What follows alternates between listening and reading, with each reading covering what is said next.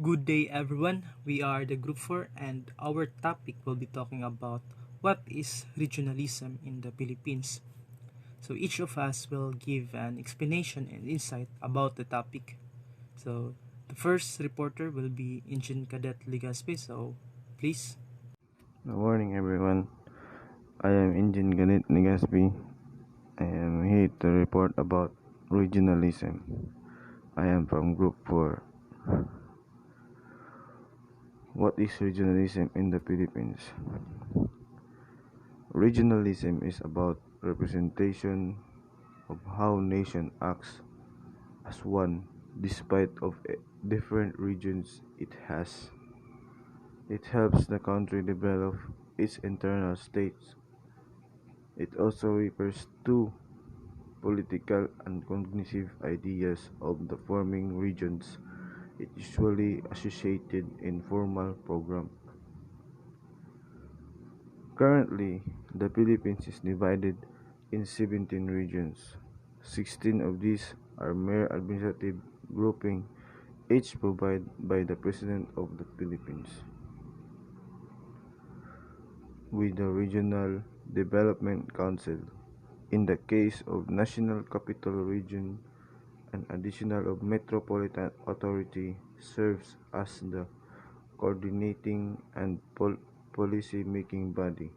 Only one, the Bangsamoro Autonomous Region in Muslim Mindanao, has an elected government to which the Congress of the Philippines has dictated certain powers and responsibility. The regionalism in the Philippines is such identifying the regional trends or movement proposed by a state organization that fits the specific condition, needs, and characteristic of each region. Also, as in the other country, regionalism in the Philippines is also the way in which we refer to the affection felt by people belonging to indigenous to a certain region towards their customs, traditions, and details. The word regionalism, as it was, where it's formed from the term regional, which refers what is about or associated with a region, and their suffixum which indicates behavior or trend. That's all. Thank you. I'm Esmer Manila and second representative of Group 4. So, our topic is what is regionalism in the Philippines? So, regionalism is a representation of how nation act as one despite of different region it has. So, sa unsa pa nakadaghan kung naay unity, mausa ra jud gyapon. So, regionalism is the way to unite people of the such countries such as Philippines. So mo kita.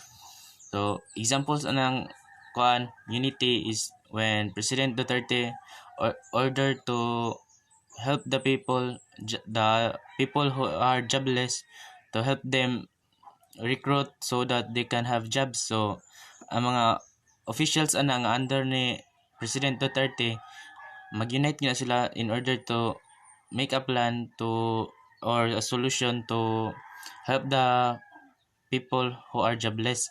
So, ano siya regionalism? Regionalism is a political ideology focusing on the development of the political and social based on one or more regions. So, mo na kong giingon nga sag-asa ka region na just like Luzon, Visayas or Mindanao, ang usa ra jay mo control ana which is President Duterte, and all the mayors, the congressman is united by President Duterte. So regionalism is important to us because it has been proven to increase the efficiency and the effectiveness of local governments. So ang regionalism helps sa Philippines nga ma-effectiveness ang ilahang mga law sa sa political, ma-effectiveness ng law, daghang mosunod sa mga law, wala kayo magpabuyag, then increase ang efficiency sa mga workers sa government. More efficient government helps to keep taxes and lower fees. So, pwede ang regionalism makatabang sa pagbaba sa presyo sa mga foods, which is pabor nato. Then, ang farmer pod, ang regionalism help po sa mga farmers who produce foods to hype them na mas madaghan pang ma-farmer. So, regionalism has the characteristics. So, regionalisms have consciousness and the loyalty to a district region with a homogeneous population, daghang population, strong local identity and claims for one or more political and economic autonomy. Political regionalism aims to create a union of states that want us to protect or reinforce shared values that have already been developed. So, ang political regionalism helps the people nga ma-unite para natay protection sa usag-usa. So, this will help the local to improve the national economy for a better development of the specific region. So, ang regionalism help the community to have an innovation and progress. That's all. I'm Engine Cadet Jack Aaron Namahoy. Our topic was all about what is regionalism in the Philippines. So my explanation about what is regionalism in the Philippines. So for me, regionalism in the Philippines can be traced to its history and geographic. The regionalism in the Philippines include the following: the total lands and its of the country, the total numbers of its regions, and also the livelihood of its regions, since the most of the islands of the Philippines is surrounded by the water.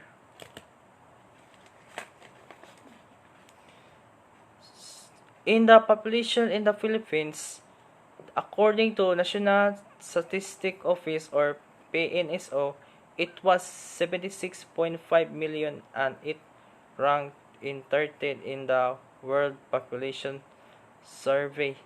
In the region of the Philippines, in the only Christian in Asia with almost 86% Roman Catholic and 6% below various Christians, Cats, and other 2 belongs to well over 100 Protestant denominations. The Philippines has a total land of area with 3,780 square kilometers and total surrounded by water. By the Philippines differ from the neighbor Asian countries because of the physical separation of colonial history of the rest of Asia.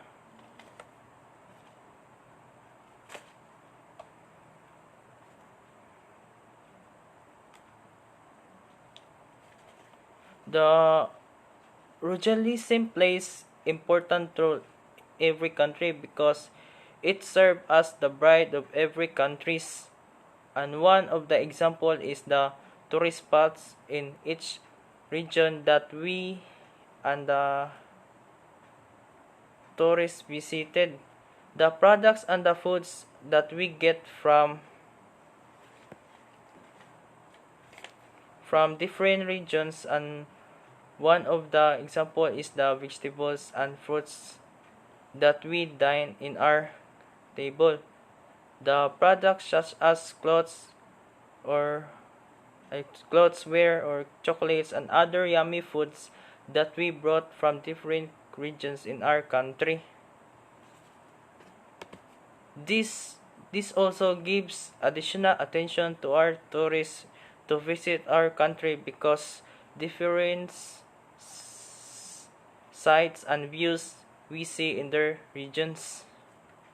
So for me, religions in the Philippines kay importante kayo mahibaw-an kay tungod ani nahibaw-an nato ang history sa mga products na pwede mabaligya sa isa ka region na pwede mabaligya sa laing nasod.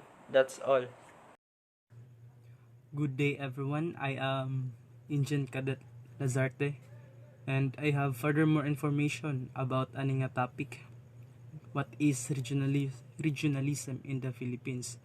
So, di ba ang regionalism man kay means kay political ideology focusing on the development of a political or social system based on one or more regions. So regions, so ato istoryahan karon kay about how were regions in the Philippines form. Naaman tay mga regions sa Pilipinas, so giun sa nganong nabuhat ang regions. So kani nga mga regions sa Philippines na form ni siya during the time ni former President Ferdinand Marcos, then katong September 24, 1972.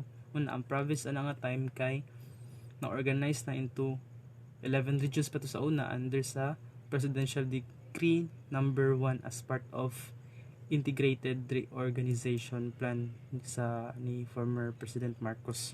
So sa Pilipinas, regions are administrative divisions that primarily serve to coordinate planning and organize kanang national government services across multiple local government units mo na ang LGUs.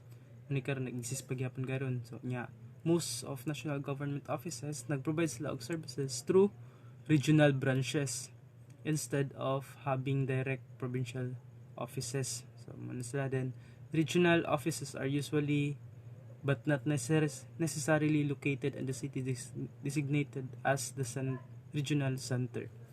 Then karon 11 man to din karon ang 11 regions man to sa una ang Philippines karon naabot na siya og 17 regions, then 16 ana kay mere administrative groupings each provided by the President of the Philippines. So naadyo support gikan sa President with the regional development council ang katong 16 ka regions. Then ang administrative regions mo ni ang regions nga naay support sa LGU nga nag-formulate og coherent economic development policies, more efficient provided the government services, and coordinate activities beneficial the development of larger area beyond provinces level. So in the case of National Capital Region, in addition, metropolitan services coordinating policy making body unite then nay usa ka region ang Bangsamoro Autonomous Region in Muslim Mindanao nga nag-elect o government to which Congress and the Police has delegated certain powers and responsibilities. Sa among sa 17 regions, 16 ang naay nagkuan sa President of the Philippines, then ang 1 ang Bangsamoro Autonomous Region Muslim Mindanao kay nagkuan sa Congress of the Philippines. Then mo to as June 30, 2019 kanang current nga kuan na Pilipinas mo to 17 regions na natay traditional island groups mo ning gitawag nito og Luzon, Visayas, Mindanao. So ang Luzon composed of 8 regions mo ni ang Region 1, Region 2, 3, Region 4A, 4B, Region 5 og kuan CAR og and kanang NCR niya. Ang Visayas kay 3, Region 6, 7 ug 8. Then ang Mindanao kay unang kabog Region 9, 10, 11, 12 ug 13 niya. Also katupod ang BAR or ang Bangsamoro Autonomous Region. So diri nun makakita nga ang Philippines na united siya. Then tungod ani nga nanay regions sa Philippines maka-move na taas sa atong mga improvements sa ato ang country, then maka-focus na ta sa development of political and social system sa atong nasod. Mao na siya. That's all. Thank you. So, good morning everyone. I am Kevin Newton Francis reporting about what is regionalism in the Philippines. By Group 4, regionalism in the Philippines can be traced to its history and geographic and geographic. The Philippines is separated from the rest of Asia by water, and it is an archipelago with approximately 7,000 islands and its atlets. According to the Philippine National Statistics, the Philippines has total land area of 3,780 square kilometers, and its total is surrounded by water, and because of its isolation by water from the rest of Asia, the Philippines has quality unlike its Asian neighbors. While Asia regionalism is primarily motivated by the desire to advance welfare in the region, it, it would not do so by detracting from development elsewhere. Every,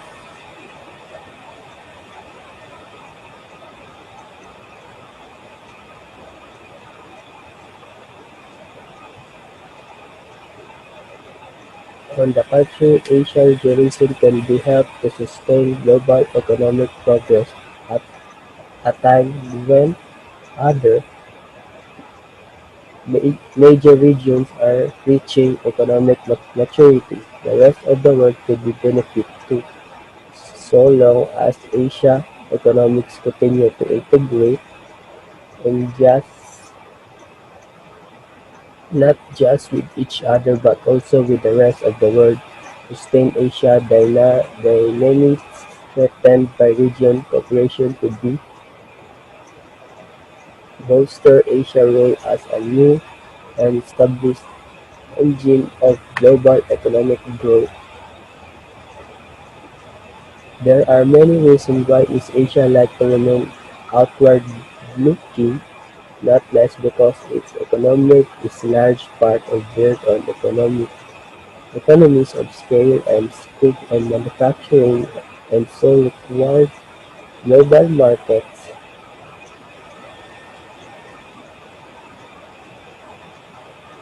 to perform and its potential.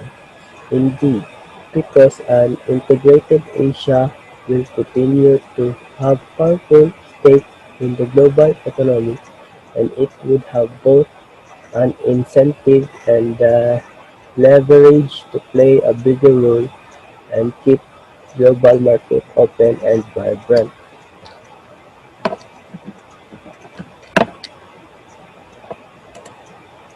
So good day to you, sir. I'm Engine Cadet Eliseo Mark Anthony. I belong to Group 4 and we are assigned to tackle about what is regionalism in the Philippines. But first, let's unlock the concept of regionalism based on my understanding. So, when we say regionalism, is a political ideology that focuses on the development of a political social system based on one or more regions and or the national, normative, or economic interest of specific region. Growth of regions or another subnational entity gaining strength from or aiming to strengthen the consciousness of and loyalty to a distinct region with a homogeneous population. So, it means nga one of the entity na siya sa usa ka nasod, usa na siya sa political development, usa ka nasod, sa usa ka nasod I mean. It is because if a population is loyal to his or her religion and he or she is conscious of what is happening at his or her region, he or she is concerned to the social. So, economic growth of the specific region and by that, himo niya ang something in a way nga makatabang sa iyang region. So, region in Tagalog, rehiyon, are administrative divisions in the Philippines that serves primarily to organize the countries, provinces, or lalawigan for administrative convenience. So instead of individual provincial offices, most government offices are established by region. Usually, but dili siya always in the city that serves as the regional center. Sa Philippines, we have 17 regions and we are in Region 7. So it consists of countries, provinces, and under the region, we are administered by the governors nga mulid para mausa ang mga tao sa specific region. So, I believe nga when you are in a region and you practice regionalism, so you are loyal on your region. The norms and culture will be your basis. So the same thing here in the Philippines. Example, Cebu. So Cebu is under Region 7, which is Central Visayas. People there are speak Cebuano and we are under with our governor. If we practice the ideology which is regionalism, then we just aim to strengthen our region in terms of economy. So, political and the welfare of our region. So, moreover, we are also identity from the other region by the way we speak. In other region, other region we spoke Waray or Tagalog or whatever. So, kita kay Bisaya atong storyaan and by that, we are identified on what region we came from. So that's all. Good day everyone, I'm Engine Cadet Abelio. What is regionalism in the Philippines? In addition of our topic, as far as I understood from the different sources that I have read, it has something to do with believing one's capability. It is somehow similar to nationalism since it has also a sense of pride. We can sense more of its meaning in the context of ERMM in the Philippines. Why? ERMM has the will to govern themselves. Basically, points of its meaning can be understood more by looking back to our history, like the happenings chronologically point to consider. The development of regionalism started in the appearance of ASEAN. Historically, states in Southeast Asia were more different than similar, divided by historical experience, languages, culture, and even ethnicity. Early attempts at regional associations had been promising. There had been emerge of multiple organizations, and its basic aims were used to regional cooperation on economic and cultural matters to strengthen Southeast Asian countries and thereby defend them from the dangers of communist insurgency and outside intervention. From this, we can determine salient points to contemplate. This implies that regionalism is more on politics and economics, has free trade and open for goods and services. In short, it breaks the barriers as well. Philippines is a part of a region, which is ASEAN or Association of Southeast Asian Nations, and Philippines consists of several regions. As a whole, this is similar to nationalism. The loyalty is held on the region where you belong. One way of explaining or describing the downside of regionalism in the Philippines is that some regions think that they are superior because they are more than urbanized compared to other regions. That's all. Thank you. This is Engine Cadet John Eric Billones. So the summary of our report, what is regionalism in the Philippines? So regionalism is a political ideology focusing on the development of a political or social base on one or more regions. So as we already know that Philippines is a archipelago, then currently Philippines is divided into 17 regions and Metro Manila is the national capital regions. So what makes Metro Manila became the national capital regions? So we can say that Metro Manila became the national capital regions because of its development regions. For example, they have the better structure development, and regions also represent administrative division, culture, language, and religion. In administrative division, we can say that in every region there's a lot of division. And next is culture also related into regionalism. Because for example, if you are in one region, then you will try to adapt into that kind of culture. And culture also help regionalism to develop. Next is language. Language also related to regionalism. For example, if you are using the language of Cebuano, then you will become a Bisaya, or when you are Ilonggo, like that. Then language also helps regionalism develop in one region. And next also is the religion. So as we can see, or we all know that in Mindanao part, there are a lot of Muslims. So religion also helps development on one region. So we can say that Philippines has a different regionalism, and that's what makes unique or special to our regions. Because we all know in every region there's a self-development. For example, in Cebu, we all know that Cebu is a self-development region because as we can see right now that we are developing our cities, or for example our infrastructure like tunnel or like something like that. So in the end, we will be having a one great country because of one of our development. So that's all. Thank you.